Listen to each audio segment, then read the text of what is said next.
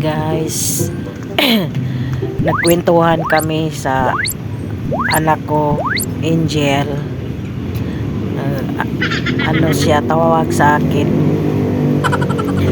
Ayun, kinintuhan niya ako ng ano, yung kasamahan niya na namatay. Ano na ngayon, 2 years nang nakalipas. Ang ano niya, yung manager niya nagparamdam sa kanya yung ano, yung patay, may inutos kasi doon lang daw nag-ikot-ikot sa ano nila, sa ispa nila. Tapos ngayon hindi gusto niya nga magpasindi ng kandila, tapos magpalipad ng balloons, kaya gusto na niyang umalis. Yun daw ang ano. Tapos hindi magawa ng ano ng manager, kaya tinanong si Angel kung naniniwala ba siya sa mga ano, mga kalagba. Sabi niya, Angel, maniwala ako pag wag lang akong takutin.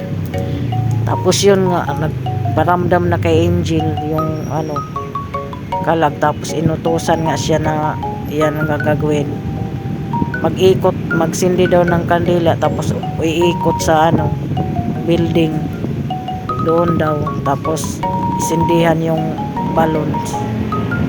Dalawang sinindihan, magsindi ng kandila, tapos yung balon pinapalipad doon sa sala, sa ano yun, labas. Yung ginawa niya kasi hindi daw siya makatulog, si Angel. May nag-ano sa kanya, mag-ano na utos sa kanya na ano, yung sindihan daw niya yung ano, kandela at saka palipad ng balon. Kaya sinunod niya at umikot daw siya doon. Saka may yung kasamahan daw niya na sinabay din niya kasi may pamangkin daw namatay din. Yun, isinabay daw. Hindi nga alam ng ano yung tiyahin na ano, bakit bigyan siya ng ano, ng kandila at saka yung ano. Tinanong kung may kamag-anak ka bang namatay, sabi niya mayroon. Kasi yun nga, sabi, may sinabi siya na, sabi sa kanya na ano, mag-alis na daw sila. Yun, panindig ang balhibo yung ano, mga kwento nila. Sumunod ano, sabi ko huwag kang magsindi-sindi ng para hindi lumapit yung ayun. Nung nagsindi siya ng kandila, nakakatulog na daw siya, kasi kung hindi niya sinunod yun, hindi daw siya makatulog. Yun lang guys, yun lang kwento na nga namin, kwento ko.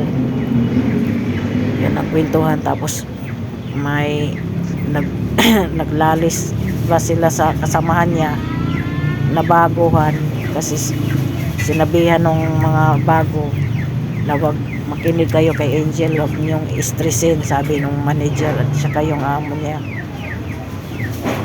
Tapos yung ano, gusto magpalapad ng papel kay gusto gawin siyang mata, pero sabi ng amo nila, hindi mo na kailangan ng gawin kasi may CCTV akong nakamonitor, sabi niya. Kaya wag niyong stressin si Angel, sabi niya. Kasi yun, sinabihan ni Angel yung ano, kasamahan niya na bago na. Tapos guys, sumanib yung ano, yung namatay na ano, sumanib daw kay Angel. Tapos yun nga, nagutos kanya na kung anong gawin ni Angel, kaya gusto na nga umalis. Kasi dyan lang daw siya sa is panapaikot-ikot. Kasi matagal na daw, 6 years na daw yun nagtatrabaho siya. Ayan na guys. Ayan na guys, pinalipad na ang yung balloons ni Angel. Yun yung ginawa niya. Dahil pag hindi niya ginawa yan, hindi siya makakatulog. Parang hindi siya pinapatulog. Yan lang guys. Bye.